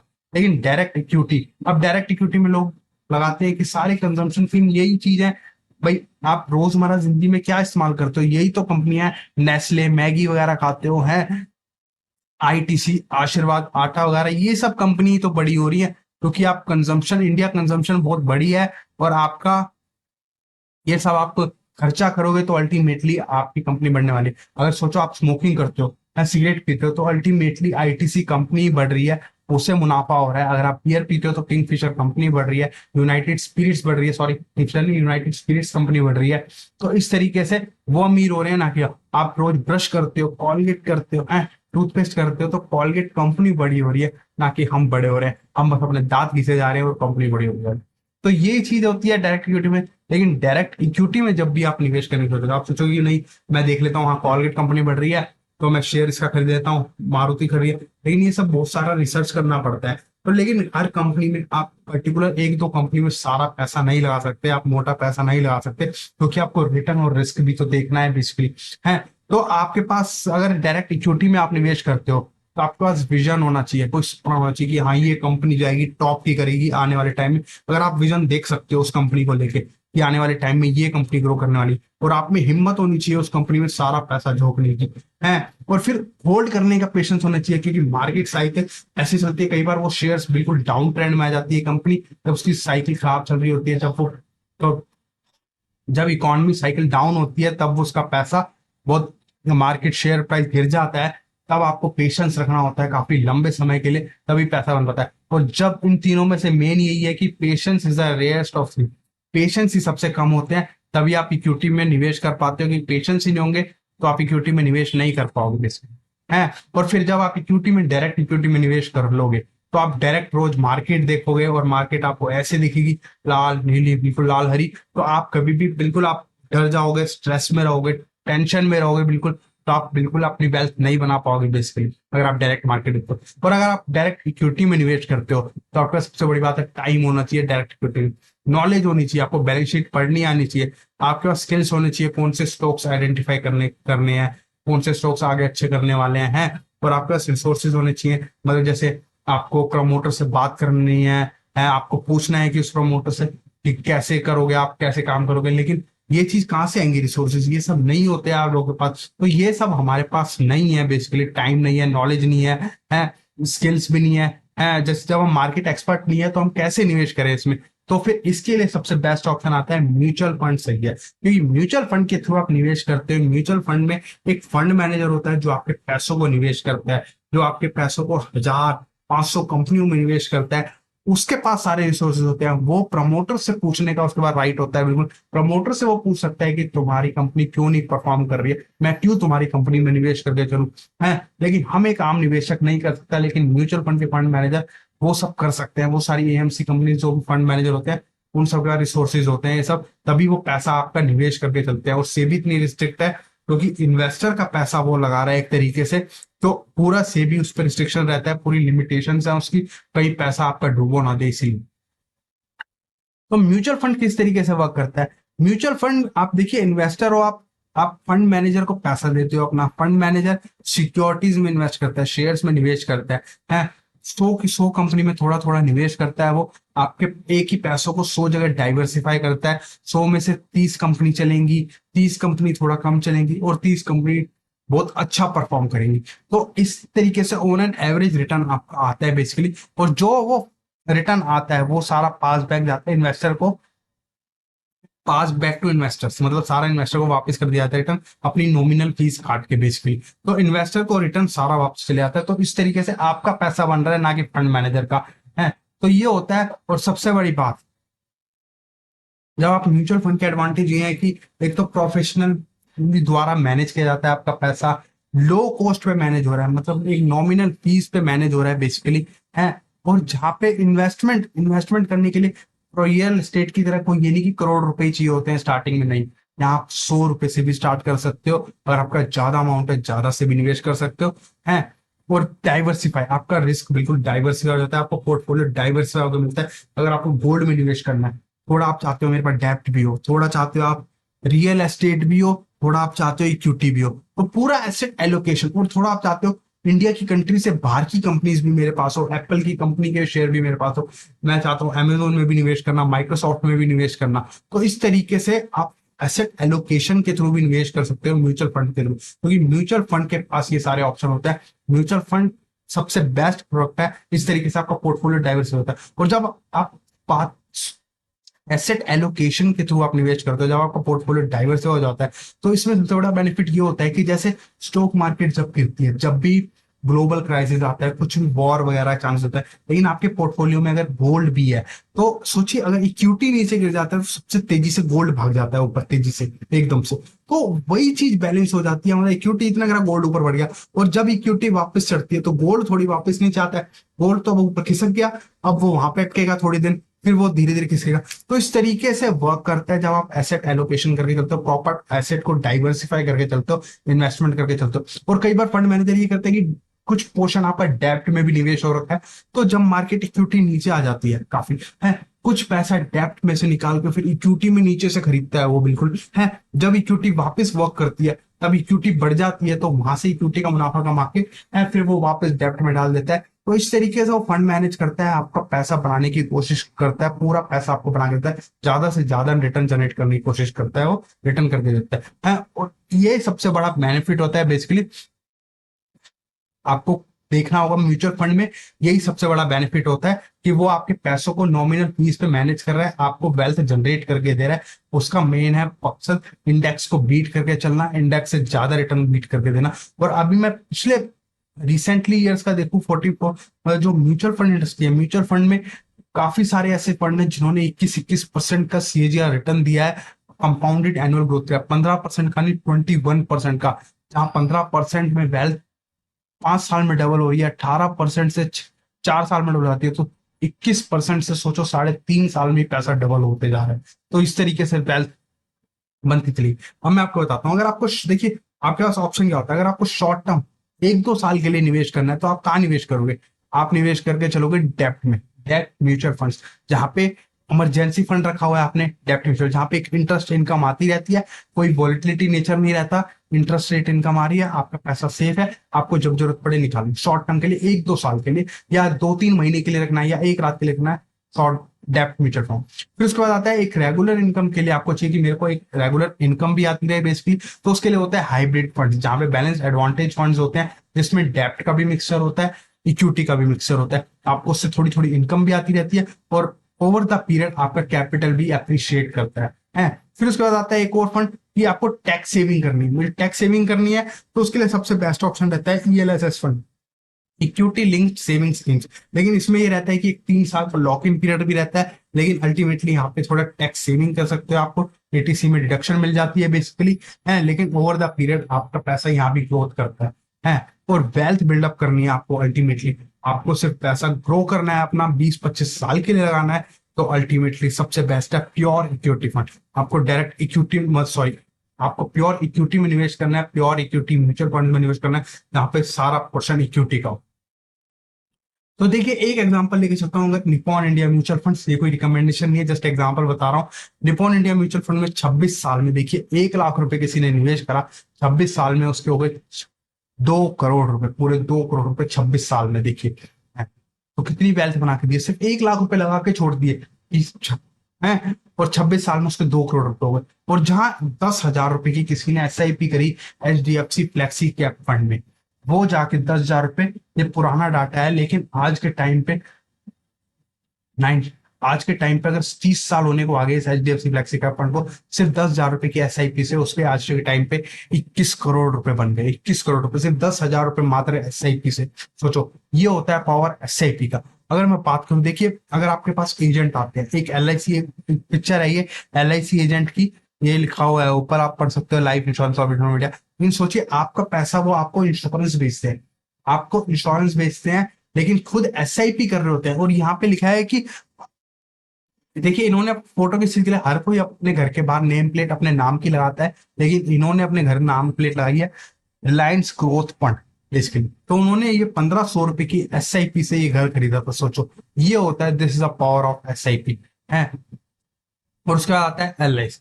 अब मैं बात करता हूँ एक एलआईसी, देखिए अब लोग ज्यादातर कहाँ फंसे हुए, लोग इन्वेस्टमेंट तो कर रहे हैं, सेविंग तो कर रहे हैं, लेकिन कहाँ कर रहे हैं, वो बेसिकली ज्यादातर हर घर में मिलेगा आपको लाइफ इंश्योरेंस कॉर्पोरेशन का प्रोडक्ट है, लेकिन ये एसेट बिल्डअप नहीं होता, यहाँ पे वेल्थ नहीं बनती। बेसिकली एक तरीके से प्रोडक्ट है जो आपको प्रोडक्ट बेचा गया है, क्योंकि यहाँ पे पैसा अल्टीमेटली इंश्योरेंस एजेंट कमा रहा है, ना कि आप कमा रहे हो है। क्योंकि अगर मैं बात करूँ अगर एक एग्जांपल लेके चलता हूँ, 100 जीवन से एक LIC का कोई भी प्लान उठा लिया मैंने, जीवन श्री 112, इसका एक कंपेरिजन करते हैं। अगर 16 साल, इसमें 2175 रुपए हर महीने भरने हैं 16 साल तक, तो 16 साल बाद तो, और उसके बाद 9 साल के लिए भूल जाना है पैसा, और 25 साल बाद, टोटल 25 साल बाद उसे पैसा मिलेगा 19,87,500 रुपए, ठीक है, LIC में अगर वो निवेश करके चलता है। लेकिन वही वो SIP करता है, म्यूचुअल फंड में SIP करता है, हर महीने निवेश करता है, 2,000 रुपए निवेश करता है। वहां 2175 कर रहा था, मैंने 2,000 रुपए लिया, क्योंकि वहां पे थोड़ा डेथ कवर का भी वो मिल रहा है। तो आप 175, मतलब आप टर्म इंश्योरेंस भी ले सकते हो, तो फिर भी मैंने अमाउंट यहाँ कम कर दिया। तो 2,000 रुपए का आप अगर लेके चलते, 2,000 रुपए हर महीने निवेश करते, 16 साल तक निवेश करते, और सबसे वर्स्ट केस ले रहा हूं मैं, एवरेज म्यूचुअल फंड का रिटर्न 12%। अब मैं इससे ज्यादा बता नहीं सकता, मैं सेबी रजिस्टर्ड हूँ, क्योंकि मैं, हमें अलाउ नहीं होता इससे ज्यादा। तो 12% का रिटर्न आता, तो आपका पैसा बनता 10,91,000 रुपए 16 साल में, और 9 साल के लिए उसने छोड़ देते 10,91,000 को, तो आपका पैसा पूरे 25 साल बाद हो जाता 30,27,000 रुपए। और सोचिए टैक्स काट के आपका पैसा बनता 27 लाख रुपए, और ये सिर्फ 12% से बना है। 15% का रिटर्न होता तो ये पैसा आपका 50 लाख रुपए हो जाता। तो ये होता है पावर ऑफ SIP, सही जगह निवेश करना, कहाँ पे आपको निवेश करना चाहिए बेसिकली।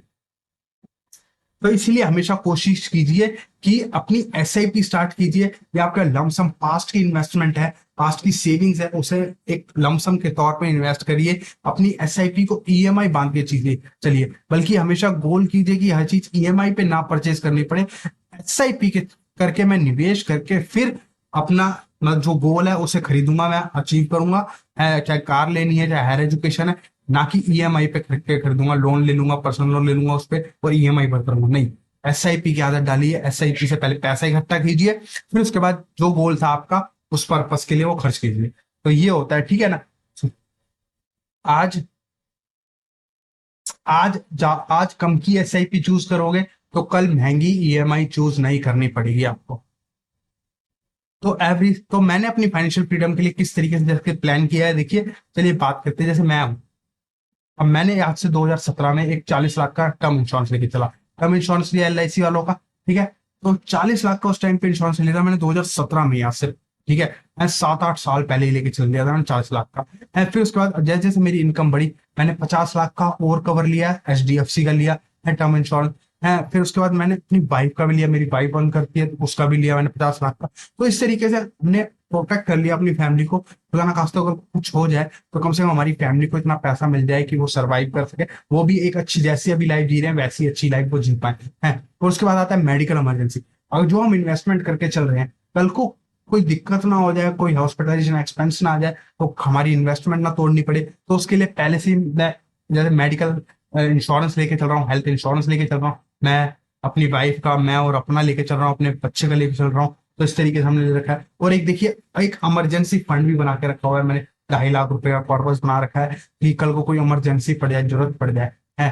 तो फिर इसीलिए वो मैंने फंड कहाँ लगा रखा है, वो मैंने वो डेब्ट म्यूचुअल फंड में डाल रखा है, लिक्विड फंड्स में डाल रखा है पैसा, जहाँ पे थोड़ा थोड़ा निवेश करा हुआ है। देखिए उस पर इंटरेस्ट आता रहता है, मुझे इंटरेस्ट जुड़ता जा रहा है उस पर 2.5 लाख रुपए पे। मैंने वो पैसा भी मतलब खाली सेविंग अकाउंट में नहीं रखा हुआ, डेब्ट म्यूचुअल फंड्स में रखा हुआ है, जब मुझे जरूरत पड़ेगी मैं तुरंत निकाल लूंगा इन पैसों को, है। तो ये इमरजेंसी कॉर्पस भी मैंने बना रखा है 2.5 लाख को, है। और उसके बाद देखिए, जब मार्केट डाउन है, मैंने एकदम से देखिए 5,70,000 रुपए निवेश भी करा हुआ है बेसिकली मार्केट में। और मार्केट में देखिए किस तरीके से फंडों में निवेश करा हुआ है मैंने, है। जैसे अभी मार्केट डाउन आ गई थी, अपना एक मोटा अमाउंट में निवेश करा हुआ है, और ये मैंने ओवरऑल मोटा मोटी 5 लाख रुपए, जब मार्केट डाउन आ गई तब मैंने पूरा मोटा लमसम डाल दिया था। एक 5,000 रुपए की SIP भी चला रहा हूँ मैं, और आगे जैसे जैसे इनकम बढ़ती जाएगी और SIP में बढ़ाता जाऊंगा बेसिकली, है। क्योंकि पैसा अभी इकट्ठा करना है, पहले कैपिटल, एक वेल्थ बनानी है अपनी, एक कॉर्पस इकट्ठा करना है, क्योंकि मुझे पता चल चुका है कंपाउंडिंग, उसके बाद कंपाउंडिंग का जादू कैसे काम करेगा, कैसे वर्क करेगी कंपाउंडिंग, पैसा बहुत तेजी से ग्रो करेगा।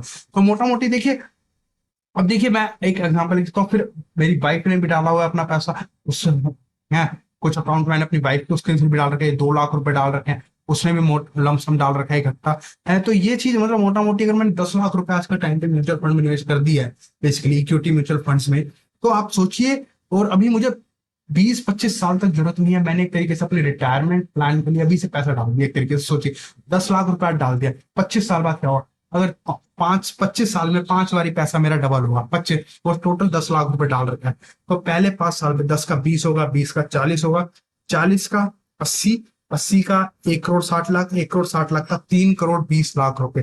सोचो रिटायरमेंट प्लानिंग अभी से तैयार, 3 करोड़ 20 लाख रुपए उस टाइम पे, और 3 करोड़ 20 लाख रुपए उस टाइम पे हो जाएगा इकट्ठा मेरे पास है, उसमें से उस टाइम पे मैं 2 लाख रुपए महीना विड्रॉ कर सकता हूँ, SWP कर सकता हूँ। SWP फिर और SWP मैं इस तरीके से प्लान करूंगा उस टाइम पे कि SWP करते जा रहा हूँ, हर महीने 2 लाख रुपए निकाल रहा हूँ उस टाइम पे, और फिर 15 साल बाद वो 3 करोड़ 20 लाख रुपए पहुंच जाएगा मेरा 6 करोड़ 40 लाख रुपए। सोचो 15 साल बाद वेल्थ और बढ़ती जा रही है, एक तरीके से वो अक्षय पात्र बना लिया मैंने, जिसमें से मैं पैसा निकाले जा रहा हूँ, निकाले जा रहा हूँ, और वो पैसा, वो अक्षय पात्र खत्म होने का नाम ही नहीं दे रहा बेसिकली। तो इस तरीके से आपको भी अपनी लाइफ में अक्षय पात्र बनाना पड़ेगा।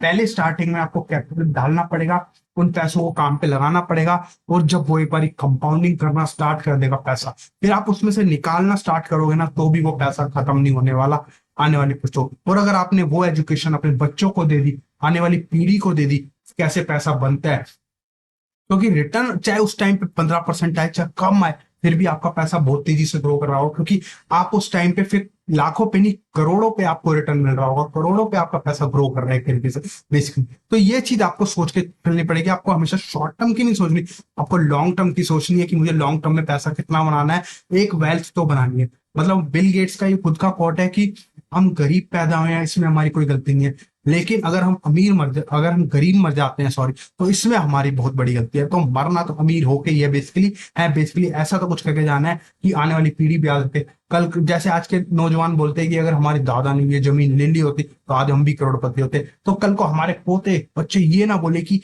हमारे लिए सेंटेंस यूज ना कर पाए वो बेसिकली। तो हमें भी वेल्थ बनानी है बेसिकली, और लाइफ भी जीनी है। ये मैं ये नहीं कह रहा कि सारा पैसा जोड़ दो, कुछ टाइम जोड़ो जितनी, क्योंकि लाइफ में सिर्फ मेहनत करनी होती है, 10-15 साल का ही खेल होता है, मेहनत तो करनी पड़ेगी लाइफ में, तो 10-15 साल मेहनत कर लो, पैसा इतना जोड़ लो, फिर उसके बाद एंजॉय करो ना लाइफ में।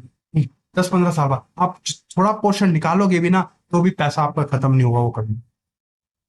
तो अब आपकी बारी है, नाउ इट्स योर टर्न। मैंने अपनी फाइनेंशियल फ्रीडम अचीव करी है, किस तरीके से मैंने प्लान करी है, आपके साथ साथ मैं भी सीख रहा हूँ। अभी मेरी एज था, मुझे ये चीज समझने में 10-12 साल लग गए बेसिकली। इस मार्केट में मैं 12-13 साल से हूँ, और ये चीज समझने में 12-13 साल लग गए, सोचो ये चीज। और जब आज समझ आ गई है, तो बिल्कुल अच्छी तरह एक एक चीज समझ आ गई कि पैसा कैसे बनता है, कैसे कंपाउंडिंग होता है। इसलिए कहते हैं ना, वेल्थ बनने में सिर्फ 10-15 साल लगते हैं, लेकिन इसे बनाना कैसा है ये समझने में 20-25 साल लग जाते हैं लोगों के। और जब 20-25 साल लग जाते हैं, तब लोगों का टाइम ही नहीं बचता।